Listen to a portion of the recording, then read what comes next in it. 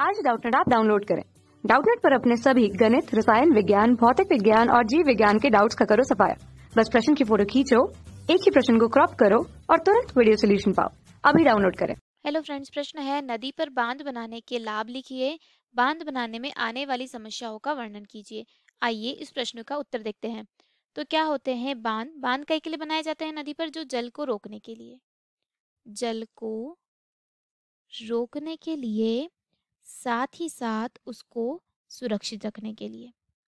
क्या करने के लिए? उसको सुरक्षित भी रखने के लिए। तथा इसके कई प्रकार के लाभ भी होते हैं, जैसे कि नदी पर बांध बनाने से सबसे पहले क्या होगा? पेयजल, पेयजल तथा औद्योगिक कार्य व कृषि के लिए हमें क्या मिल जाएगा? जल मिलेगा। क्या मिलेगा? औद्योगिक उपयोग हेतु, उपयोग हेतु क्या मिलेगा हमें? जल। ठीक है। दूसरा है कि नदी पर अगर बांध बन गए तो सिंचाई में आसानी होगी, यानी कि हमें सिंचाई के लिए क्या प्राप्त हो जाएगा? जल प्राप्त होगा। साथ ही साथ जो बाढ़ आती है उसका क्या होगा? नियंत्रण होगा। क्या होगा? बाढ़ का नियंत्रण होगा। तथा उस जल से हम क्या कर पाएंगे? विद्युत का उत्पादन कर पाएंगे। क्या कर पाएंगे? विद्युत उत्पादन। ठीक है, जल के माध्यम से। साथ ही साथ जो नौ परिवहन होता है उस वह भी हो सकता है। ठीक है। और जो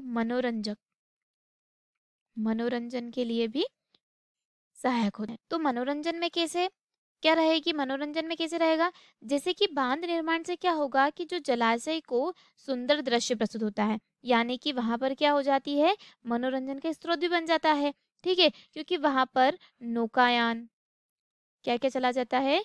नौकायन तथा तैराकी, और मत्स्य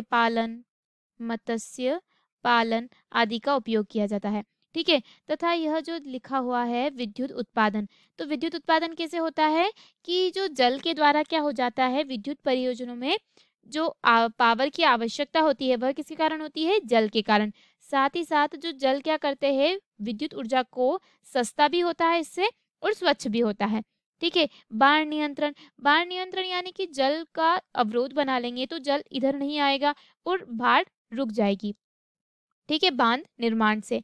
साथ ही साथ जो सिंचाई रहती है, यानी कि जो जलाशय रहते हैं उसमें बरसात की अवधि में जल जिसका उपयोग शुष्क भूमि को सिंचाई के लिए किया जा सकता है। ठीक है, क्योंकि जल की मात्रा कम है, उसके लिए उसको एकत्रित करके बाद में उसका प्रयोग करते हैं किसमें? सिंचाई में। ठीक है। और पेयजल और औद्योगिक, यानी कि पेयजल में भी प्रयोग किया जाता है उस जल का, साथ ही साथ औद्योगिक उपयोग के लिए भी क्या करते हैं? उस जल का उपयोग करते हैं। अब हम देखते हैं कि जो इन सभी कारणों से तो यह हो गए लाभ, परंतु उसको रोकने के लिए, यानी कि जैसे कौन कौन सी समस्या आ जाती है? तो बांध निर्माण के लिए क्या होता है कि कई प्रकार की समस्या आती है। जैसे कि जो व्यक्ति उस नदी के आसपास रहते हैं उनको क्या करना पड़ता है? उनको पुनर्वास करना पड़ता है या पुनः स्थापन करना पड़ता है।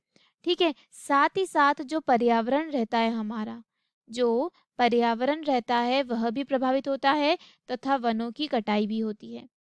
वनों की कटाई होती है। ठीक है। साथ ही साथ जो आवास रहते हैं उन व्यक्तियों को वहां से उनका जो आवासीय हटाना पड़ता है।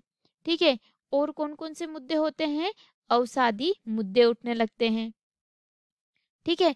और क्या हो जाता है कि सामाजिक तथा आर्थिक मुद्दे होते हैं। क्या हो जाता है? सामाजिक व आर्थिक मुद्दे उठने लगते हैं, यानी कि जो उनका जो घर सब अगर नदी के आसपास होता है तो क्या होता है कि उनको उस स्थान को छोड़ के जाना पड़ता है। तो उस स्थान को छोड़ के जाते हैं वह, यानी कि जो एक स्थान से दूसरे स्थान पर जाना पड़ता है। ठीक है।